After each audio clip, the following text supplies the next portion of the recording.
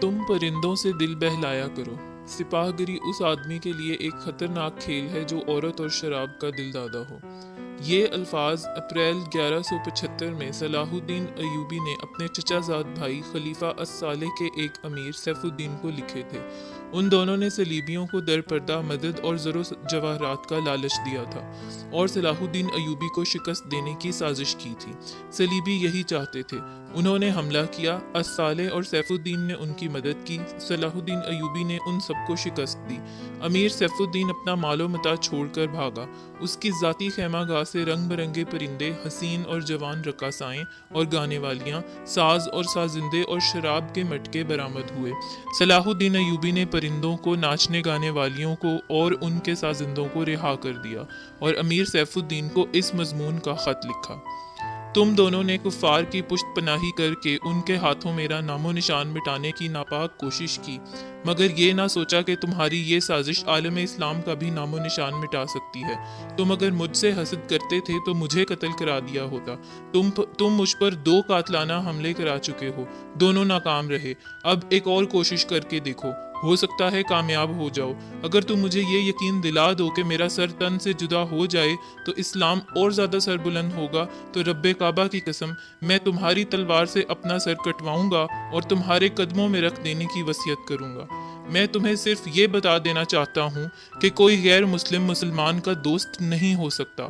تاریخ تمہارے سامنے ہے، اپنا ماضی دیکھو۔ شاہ فرینک اور ریمانڈ جیسے اسلام دشمن صلیبی تمہارے دوست صرف اس لیے بنے کہ تم نے انہیں مسلمانوں کے خلاف میدان میں اترنے کی شہ اور مدد دی تھی۔ اگر وہ کامیاب ہو جاتے تو ان کا اگلا شکار تم ہوتے، اور اس کے بعد ان کا یہ خواب بھی پورا ہو جاتا کہ اسلام صفحہ ہستی سے مٹ جائے۔ تم جنگجو قوم کے فرد ہو، فن سپاہ گری تمہارا قومی پیشہ ہے۔ ہر مسلمان اللہ کا سپاہی ہے، مگر ایمان اور کردار بنیادی شرط ہے۔ تم پرندوں سے ہی دل بہلایا کرو۔ سپاہ گری اس آدمی کے لیے ایک خطرناک کھیل ہے جو عورت اور شراب کا دل دادا ہو۔ میں تم سے درخواست کرتا ہوں کہ میرے ساتھ تعاون کرو اور میرے ساتھ جہاد میں شریک ہو جاؤ۔ اگر یہ نہ کر سکو تو میری مخالفت سے باز آ جاؤ، میں تمہیں کوئی سزا نہیں دوں گا۔ اللہ تمہارے گناہ معاف کرے، آمین۔ صلاح الدین ایوبی۔ ایک یورپی مورخ لین پول لکھتا ہے: صلاح الدین ایوبی کے ہاتھ جو مال غنیمت لگا اس کا کوئی حساب نہیں تھا۔ جنگی قیدی بھی بے انداز تھے۔ صلاح الدین ایوبی نے تمام تر مال غنیمت 3 حصوں میں تقسیم کیا۔ ایک حصہ جنگی قیدیوں میں تقسیم کر کے انہیں رہا کر دیا، دوسرا حصہ اپنی سپاہ اور غریبوں میں تقسیم کیا اور تیسرا حصہ مدرسہ نظام الملک کو دے دیا۔ اس نے اسی مدرسے سے تعلیم حاصل کی تھی، نہ خود کچھ رکھا نہ اپنے کسی جرنیل کو کچھ دیا۔ اس کا نتیجہ یہ ہوا کہ جنگی قیدی جن میں بہت سے مسلمان تھے اور باقی غیر مسلم، رہا ہو کر صلاح الدین ایوبی کے کیمپ میں جمع ہو گئے اور اس کی اطاعت قبول کر کے اپنی خدمات اس کی فوج کے لیے پیش کر دیں۔ ایوبی کی کشادہ ظرفی اور عظمت دور دور تک مشہور ہو گئی۔ اس سے پہلے حسن بن صباح کے پراسرار فرقے فدائی، جنہیں یورپی مورخوں نے قاتلوں کا گروہ لکھا ہے، صلاح الدین ایوبی پر 2 بار قاتلانہ حملے کر چکے تھے، لیکن خدائے ذوالجلال کو اپنے اس عظیم مرد مجاہد سے بہت کام لینا تھا۔ دونوں بار ایک معجزہ ہوا کہ اسلام کا یہ محافظ بال بال بچ گیا۔ اس پر تیسرا قاتلانہ حملہ اس وقت ہوا جب وہ اپنے مسلمان بھائیوں اور صلیبیوں کی سازش کی چٹان کو شمشیر سے ریزہ ریزہ کر چکا تھا۔ امیر سیف الدین میدان سے بھاگ گیا تھا، مگر وہ صلاح الدین ایوبی کے خلاف حسد اور کینے سے باز نہ آیا تھا۔ اس نے حسن بن صباح کے قاتل فرقے کی مدد حاصل کی۔ یہ فرقہ ایک مدت سے اسلام کی آستین میں سانپ کی طرح پل رہا تھا۔ اس کا تفصیلی تعارف بہت ہی طویل ہے، مختصر یہ کہ جس طرح زمین سورج سے الگ ہو کر گناہوں کا گہوارہ بن گئی ہے، اسی طرح حسن بن صباح نام کے ایک آدمی نے اسلام سے الگ ہو کر نبیوں اور پیغمبروں والی عظمت حاصل کرنے کا منصوبہ بنایا۔ وہ اپنے آپ کو مسلمان ہی کہلاتا رہا اور ایسا گروہ بنا لیا جو طلسماتی طریقوں سے لوگوں کو اپنا پیروکار بناتا تھا۔ اس مقصد کے لیے اس گروہ نے نہایت حسین لڑکیاں، نشہ آور جڑی بوٹیاں، ہپنوٹزم اور چرب زبانی جیسے طریقے اختیار کیے۔ بہشت بنائی جس میں جا کر پتھر بھی موم ہو جاتے تھے۔ اپنے مخالفین کو ختم کرنے کے لیے قاتلوں کا ایک گروہ تیار کیا۔ قتل کے طریقے خفیہ اور پراسرار ہوتے تھے۔ اس فرقے کے افراد اس قدر چالاک، ذہین اور نڈر تھے کہ بھیس اور زبان بدل کر بڑے بڑے جرنیلوں کے باڈی گارڈ تک بن جاتے تھے، اور جب کوئی پراسرار طریقے سے قتل ہو جاتا تھا تو قاتلوں کا سراغ ہی نہیں ملتا تھا۔ کچھ عرصے بعد یہ فرقہ قاتلوں کا گروہ کے نام سے مشہور ہو گیا۔ یہ لوگ سیاسی قتل کے ماہر تھے، زہر بھی استعمال کرتے تھے جو حسین لڑکیوں کے ہاتھوں شراب میں دیا جاتا تھا۔ بہت مدت تک یہ فرقہ اسی مقصد کے لیے اس کے پیروکار فدائی کہلاتے تھے۔ صلاح الدین ایوبی کو نہ حسین لڑکیوں سے دھوکہ دیا جا سکتا تھا، نہ شراب سے۔ وہ ان دونوں سے نفرت کرتا تھا۔ اسے قتل کرنے کا یہی ایک طریقہ تھا کہ اس پر قاتلانہ حملہ کیا جائے۔ اس کے محافظوں کی موجودگی میں اس پر حملہ نہیں کیا جا سکتا تھا۔ 2 حملے ناکام ہو چکے تھے۔ اب جبکہ صلاح الدین ایوبی کو یہ توقع تھی کہ اس کا چچا زاد بھائی الصالح اور امیر سیف الدین شکست کھا کر توبہ کر چکے ہوں گے، انہوں نے انتقام کی ایک اور زیر زمین کوشش کی۔ صلاح الدین ایوبی نے اس فتح کا جشن منانے کی بجائے حملے جاری رکھے اور 3 قصبوں کو قبضے میں لے لیا۔ ان میں غازہ کا مشہور قصبہ بھی تھا۔ اسی قصبے کے گرد و نواح میں ایک روز صلاح الدین ایوبی امیر جاول اسدی کے خیمے میں دوپہر کے وقت غنودگی کے عالم میں سستا رہا تھا۔ اس نے اپنی وہ پگڑی نہیں اتاری تھی جو میدان جنگ میں اس کے سر کو صحرا کے سورج اور دشمن کی تلوار سے محفوظ رکھتی تھی۔ خیمے کے باہر اس کے محافظوں کا دستہ موجود اور چوکس تھا۔ باڈی گارڈز کے اس دستے کا کمانڈر ذرا سی دیر کے لیے وہاں سے چلا گیا۔ ایک محافظ نے صلاح الدین ایوبی کے خیمے کے گرے ہوئے پردوں میں سے جھانکا۔ اسلام کی عظمت کے پاسبان کی آنکھیں بند تھیں۔ وہ پیٹھ کے بل لیٹا ہوا تھا۔ اس محافظ نے باڈی گارڈز کی طرف دیکھا۔ ان میں سے 3-4 باڈی گارڈز نے اس کی طرف دیکھا۔ محافظ نے اپنی آنکھیں بند کر کے کھولیں۔ 3-4 محافظ اٹھے اور دوسروں کو باتوں میں لگا لیا۔ محافظ خیمے میں چلا گیا، کمر بند سے خنجر نکالا، دبے پاؤں چلا اور پھر چیتے کی طرح سوئے ہوئے صلاح الدین ایوبی پر جست لگائی۔ خنجر والا ہاتھ اوپر اٹھا۔ عین اسی وقت صلاح الدین ایوبی نے کروٹ بدل لی۔ یہ نہیں بتایا جا سکتا کہ محافظ خنجر کہاں مارنا چاہتا تھا، دل میں یا سینے میں، مگر ہوا یوں کہ خنجر صلاح الدین ایوبی کی پگڑی کے بالائی حصے میں اتر گیا اور سر سے بال برابر دور رہا۔ پگڑی سر سے اتر گئی۔ صلاح الدین ایوبی بجلی کی تیزی سے اٹھا۔ اسے یہ سمجھنے میں دیر نہ لگی کہ یہ سب کیا ہے۔ اس پر اس سے پہلے ایسے 2 حملے ہو چکے تھے۔ اس نے اس پر بھی حیرت کا اظہار نہ کیا کہ حملہ آور اس کے اپنے باڈی گارڈز کے لباس میں تھا، جسے اس نے خود اپنی باڈی گارڈ کے لیے منتخب کیا تھا۔ اس نے ایک سانس جتنا عرصہ بھی ضائع نہ کیا۔ حملہ آور اس کی پگڑی سے خنجر کھینچ رہا تھا۔ ایوبی سر سے ننگا تھا۔ اس نے حملہ آور کی ٹھوڑی پر پوری طاقت سے گھونسا مارا۔ ہڈی ٹوٹنے کی آواز سنائی دی۔ حملہ آور کا جبڑا ٹوٹ گیا تھا۔ وہ پیچھے کو گرا اور اس کے منہ سے ہیبت ناک آواز نکلی۔ اس کا خنجر صلاح الدین ایوبی کی پگڑی میں رہ گیا تھا۔ ایوبی نے اپنا خنجر نکال لیا۔ اتنے میں 2 محافظ دوڑتے اندر آئے۔ ان کے ہاتھوں میں تلواریں تھیں۔ صلاح الدین ایوبی نے انہیں کہا کہ اسے زندہ پکڑ لو، مگر یہ دونوں محافظ صلاح الدین ایوبی پر ٹوٹ پڑے۔ صلاح الدین ایوبی نے ایک خنجر سے 2 تلواروں کا مقابلہ کیا۔ یہ مقابلہ 1-2 منٹ کا تھا، کیونکہ تمام باڈی گارڈز اندر آ گئے تھے۔ صلاح الدین ایوبی یہ دیکھ کر حیران رہ گیا کہ اس کے باڈی گارڈز 2 حصوں میں تقسیم ہو کر ایک دوسرے کو لہو لہان کر رہے تھے۔ اسے چونکہ معلوم نہیں تھا کہ ان میں سے ان کا دشمن کون اور دوست کون ہے، وہ اس معرکے میں شریک نہ ہو سکا۔ کچھ دیر بعد جب باڈی گارڈز میں سے چند ایک مارے گئے، کچھ بھاگ گئے اور بعض زخمی ہو کر بے حال ہو گئے، تو انکشاف ہوا کہ اس دستے میں جو صلاح الدین ایوبی کی حفاظت پر مامور تھا، 7 محافظ فدائی تھے جو صلاح الدین ایوبی کو قتل کرنا چاہتے تھے۔ انہوں نے اس کام کے لیے صرف ایک فدائی خیمے میں بھیجا تھا۔ اندر صورتحال بدل گئی، چنانچہ باقی بھی اندر چلے گئے۔ اصل محافظ بھی اندر گئے، وہ صورتحال سمجھ گئے اور صلاح الدین ایوبی بچ گیا۔ اس نے اپنے پہلے حملہ آور کی شہرگ پر تلوار کی نوک رکھ کر پوچھا کہ وہ کون ہے اور اسے کس نے بھیجا ہے۔ سچ بولنے کے بدلے اس نے بتا دیا کہ وہ فدائی ہے اور اسے کمشدگن، جسے بعض مورخوں نے کمشدگین لکھا ہے، نے اس کام کے لیے بھیجا تھا۔ کمشدگن الصالح کے قلعے کا گورنر تھا۔ اصل کہانی سنانے سے پہلے یہ ضروری معلوم ہوتا ہے کہ ان واقعات سے پہلے کے دور کو دیکھا جائے۔ صلاح الدین ایوبی کے نام، اس کی عظمت اور تاریخ اسلام میں اس کے مقام اور کارناموں سے کون واقف نہیں؟ ملت اسلامیہ تو اسے بھول ہی نہیں سکتی، مسیحی دنیا بھی اسے ہمیشہ یاد رکھے گی۔ لہٰذا یہ ضروری معلوم نہیں ہوتا کہ صلاح الدین ایوبی کا شجرہ نسب تفصیل سے بیان کیا جائے۔ ہم جو کہانی سنانے لگے ہیں وہ اس نوعیت کی ہے کہ جس کی وسعت کے لیے تاریخ کا دامن تنگ ہوتا ہے۔ یہ تفصیلات وقائے نگاروں اور قلمکاروں کی ریکارڈ کی ہوئی ہوتی ہیں، کچھ سینہ بسینہ اگلی نسلوں تک پہنچتی ہیں۔ تاریخ کے دامن میں صلاح الدین ایوبی کے صرف کارنامے محفوظ کیے گئے ہیں، ان سازشوں کا ذکر بہت کم آیا ہے جو اپنوں نے اس کے خلاف کی، اور اس کی بڑھتی ہوئی شہرت اور عظمت کو داغدار کرنے کے لیے اسے ایسی لڑکیوں کے جال میں پھانسنے کی بار بار کوشش کی گئی جن کے حسن میں طلسماتی اثر تھا۔ تاریخ اسلام کا یہ حقیقی ڈرامہ 23 مارچ 1169 کے روز سے شروع ہوتا ہے، جب صلاح الدین ایوبی کو مصر کا وائسرائے اور فوج کا کمانڈر ان چیف بنایا گیا۔ اسے اتنا بڑا رتبہ ایک تو اس لیے دیا گیا کہ وہ حکمران خاندان کا نونہال تھا، اور دوسرے اس لیے کہ اوائل عمر میں ہی وہ فن حرب و ضرب کا ماہر ہو گیا تھا۔ سپاہ گری ورثے میں پائی تھی، اس کے ذہن میں حکمرانی کے معنی بادشاہی نہیں، اسلام کی پاسبانی اور قوم کی عظمت اور فلاح و بہبود تھی۔ اس کا جب شعور بیدار ہوا تو پہلی خلش یہ محسوس کی کہ مسلمان حکمرانوں میں نہ صرف یہ کہ اتحاد نہیں، بلکہ وہ ایک دوسرے کی مدد سے بھی گریز کرتے تھے۔ وہ عیاش ہو گئے تھے۔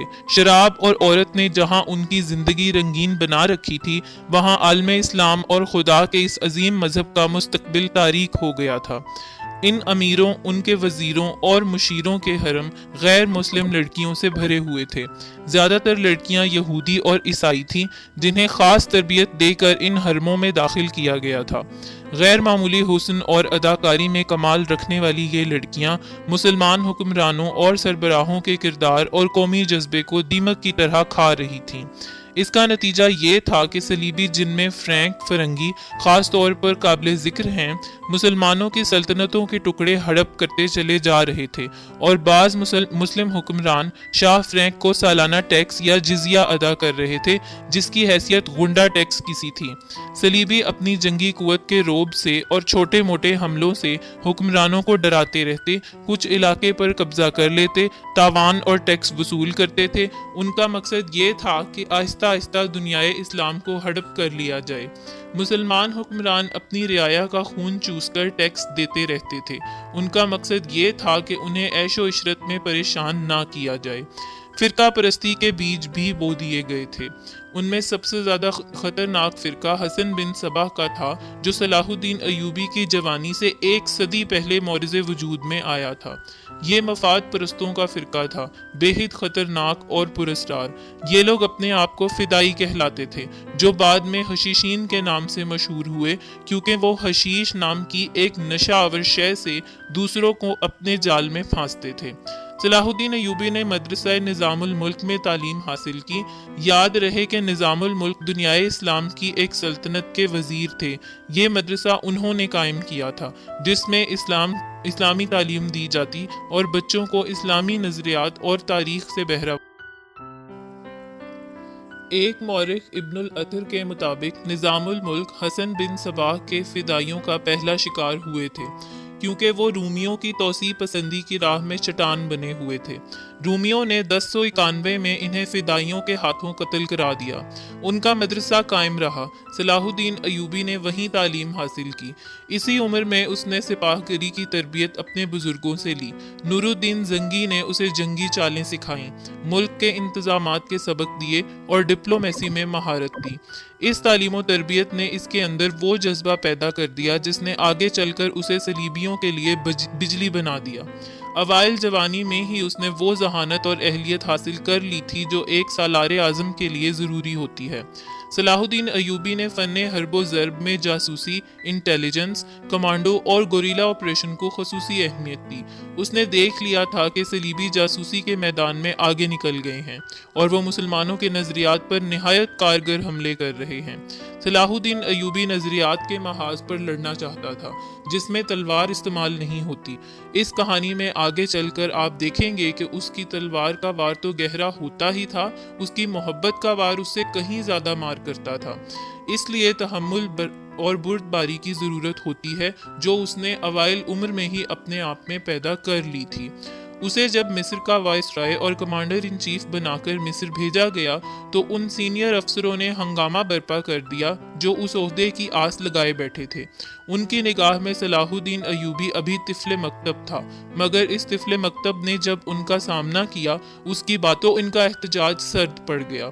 مورخ لین پال کے مطابق صلاح الدین ایوبی ڈسپلن کا بڑا ہی سخت ثابت ہوا۔ اس نے تفریح، عیاشی اور آرام کو اپنے لیے اور اپنی افواج کے لیے حرام قرار دے دیا۔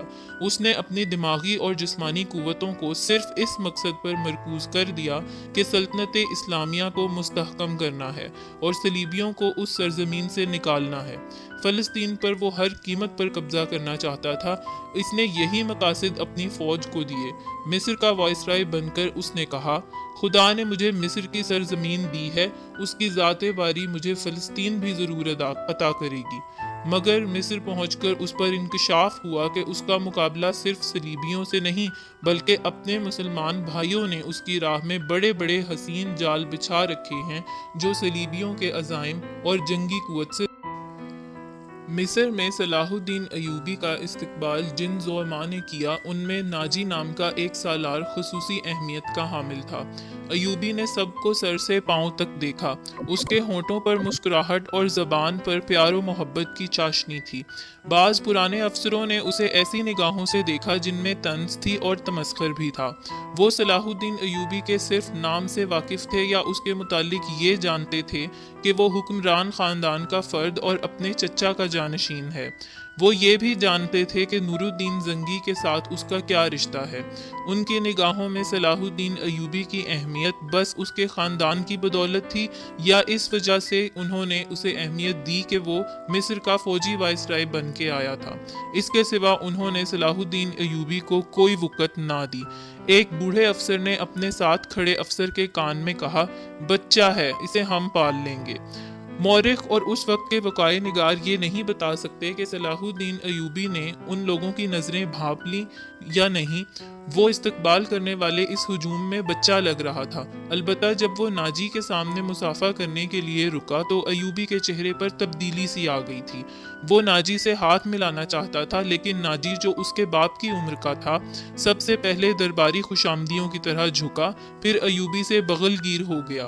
اس نے ایوبی کی پیشانی چوم کر کہا، میرے خون کا آخری قطرہ بھی تمہاری جان کی حفاظت کے لیے بہے گا۔ تم میرے پاس زنگی کی امانت ہو۔ میری جان عظمت اسلام سے زیادہ قیمتی نہیں۔ صلاح الدین ایوبی نے ناجی کا ہاتھ چوم کر کہا، محترم، آپ اپنے خون کا ایک ایک قطرہ سنبھال کر رکھیے، صلیبی سیاہ گھٹاؤں کی مانند چھا رہے ہیں۔ ناجی جواب میں صرف مسکرایا، جیسے صلاح الدین ایوبی نے کوئی لطیفہ سنایا ہو۔ صلاح الدین ایوبی اس تجربہ کار سالار کی مسکراہٹ کو غالباً نہیں سمجھ سکا۔ ناجی فاطمی خلافت کا پروردہ سالار تھا۔ وہ مصر میں باڈی گارڈز کا کمانڈر تھا جس کی نفری 50,000 تھی اور ساری کی ساری نفری سوڈانی تھی۔ یہ فوج اس دور کے جدید ہتھیاروں سے مسلح تھی اور یہ فوج ناجی کا ہتھیار بن گئی تھی جس کے زور پر وہ بے تاج بادشاہ بنا بیٹھا تھا۔ وہ سازشوں اور مفاد پرستی کا دور تھا۔ اسلامی دنیا کی مرکزیت ختم ہو چکی تھی۔ صلیبیوں کی بھی نہایت دلکش تخریب کاریاں شروع ہو چکی تھیں۔ زر پرستی اور تعیش کا دورہ تھا۔ جس کے پاس ذرا سی بھی طاقت تھی اسے وہ اپنے اقتدار کی تحفظ کے لیے اور دولت سمیٹنے کے لیے استعمال کرتا تھا۔ سوڈانی باڈی گارڈز فوج کا کمانڈر ناجی مصر میں حکمرانوں اور دیگر سربراہوں کے لیے دہشت بنا ہوا تھا۔ خدا نے اسے سازش ساز دماغ دیا تھا۔ اسے اس دور کا بادشاہ ساز بھی کہا جاتا تھا۔ بنانے اور بگاڑنے میں خصوصی مہارت رکھتا تھا۔ اس نے صلاح الدین ایوبی کو دیکھا تو اس کے چہرے پر بالکل اس طرح مسکراہٹ آ گئی جس طرح کمزور سی بھیڑ کو دیکھ کر بھیڑیے کے دانت نکل آتے ہیں۔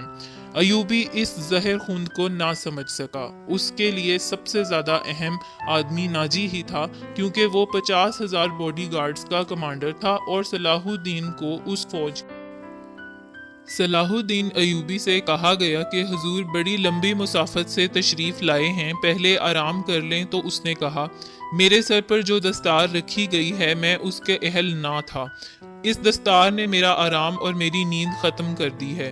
کیا آپ حضرات مجھے اس چھت کے نیچے نہیں لے چلیں گے جہاں میرے فرائض میرا انتظار کر رہے ہیں؟ کیا حضور کام سے پہلے طعام پسند نہیں فرمائیں گے؟ اس کے نائب نے پوچھا۔ صلاح الدین ایوبی نے کچھ سوچا اور ان کے ساتھ چل پڑا۔ لمبے تڑنگے قوی ہیکل باڈی گارڈز اس عمارت کے سامنے دو رویہ کھڑے تھے جس میں کھانے کا انتظام کیا گیا تھا۔ ایوبی نے ان گارڈز کے قد بت اور ہتھیار دیکھے تو ان کے چہرے پر رونق آ گئی، مگر یہ رونق دروازے میں قدم رکھتے ہی غائب ہو گئی۔ وہاں چار نوجوان لڑکیاں جن کے جسموں میں زہد چکن لچک اور شانوں پر بکھرے ہوئے ریشمی بالوں میں قدرت کا حسن سمویا ہوا تھا، ہاتھوں میں پھولوں کی پتیوں سے بھری ہوئی خوشنما ٹوکریاں اٹھائے کھڑی تھیں۔ انہوں نے صلاح الدین ایوبی کے راستے میں پتیاں بکھیرنی شروع کر دیں اور اس کے ساتھ دف کی تال پر طاؤس و رباب اور شہنائیوں کا مسحور کن نغمہ ابھرا۔ ایوبی نے راستے میں پھولوں کی پتیاں دیکھ کر قدم پیچھے کر لیا۔ ناجی اور اس کا نائب اس کے دائیں بائیں تھے۔ وہ دونوں جھک گئے اور اسے آگے چلنے کی دعوت دی۔ یہ وہ انداز تھا جسے مغل بادشاہوں نے ہندوستان میں رائج کیا تھا۔ صلاح الدین ایوبی پھولوں کی پتیاں مسلنے نہیں آیا۔ ایوبی نے ایسی مسکراہٹ سے کہا جو ان لوگوں نے پہلے کم ہی کبھی کسی کے ہونٹوں پر دیکھی تھی۔ ہم حضور کے راستے میں آسمان سے تارے بھی نوچ کر بچھا سکتے ہیں۔ ناجی نے کہا، اگر میری راہ میں کچھ بچھانا چاہتے ہو تو وہ ایک ہی چیز ہے جو میرے دل کو بھاتی ہے۔ صلاح الدین ایوبی نے کہا، آپ حکم دیں۔ نائب نے کہا، وہ کون سی چیز ہے جو حضور کے دل کو بھاتی ہے؟ صلیبیوں کی لاشیں۔ صلاح الدین ایوبی نے مسکرا کر کہا، مگر فوراً ہی اس کی مسکراہٹ غائب ہو گئی۔ اس کی آنکھوں سے شعلے نکلنے لگے۔ اس نے دھیمی آواز میں جس میں قہر اور عتاب چھپا ہوا تھا کہا، مسلمان کی زندگی پھولوں کی سیج نہیں۔ جانتے نہیں ہو صلیبی سلطنت اسلامیہ کو چوہوں کی طرح کھا رہے ہیں، اور جانتے ہو کہ وہ کیوں کامیاب ہو رہے ہیں؟ صرف اس لیے کہ ہم نے پھولوں کی پتیوں پر چلنا شروع کر دیا ہے۔ ہم نے اپنی بچیوں کو ننگا کر کے ان کی عصمتیں روند ڈالی ہیں۔ میری نظریں فلسطین پر لگی ہوئی ہیں۔ تم میری راہ میں پھول بچھا کر مصر سے بھی اسلام کا پرچم اتروا دینا چاہتے ہو۔ اس نے سب کو ایک نظر دیکھا اور دبدبے سے کہا، اٹھا لو یہ پھول میرے راستے سے۔ میں نے ان پر قدم رکھا تو میری روح کانٹوں سے چھلنی ہو جائے گی۔ ہٹا دو لڑکیوں کو میرے راستے سے، کہیں ایسا نہ ہو کہ میری تلوار ان کے اتنے دلکش سنہرے بالوں میں الجھ کر بیکار ہو جائے۔ حضور کی جاہ و حشمت، مجھے حضور نہ کہو۔ صلاح الدین ایوبی نے بولنے والے کو یوں ٹوک دیا جیسے تلوار سے کسی کافر کی گردن کاٹ دی ہو۔ اس نے کہا، حضور وہ تھے جن کا تم کلمہ پڑھتے ہو اور جن کا میں غلام بے دام ہوں۔ میری جان فدا ہو اس حضور صلی اللہ علیہ وسلم پر جن کے مقدس پیغام کو میں نے سینے پر کندھا کر رکھا ہے۔ میں یہی پیغام لے کر مصر میں آیا ہوں۔ صلیبی مجھ سے یہ پیغام چھین کر بحیرہ روم میں ڈبو دینا چاہتے ہیں، شراب میں غرق کر دینا چاہتے ہیں۔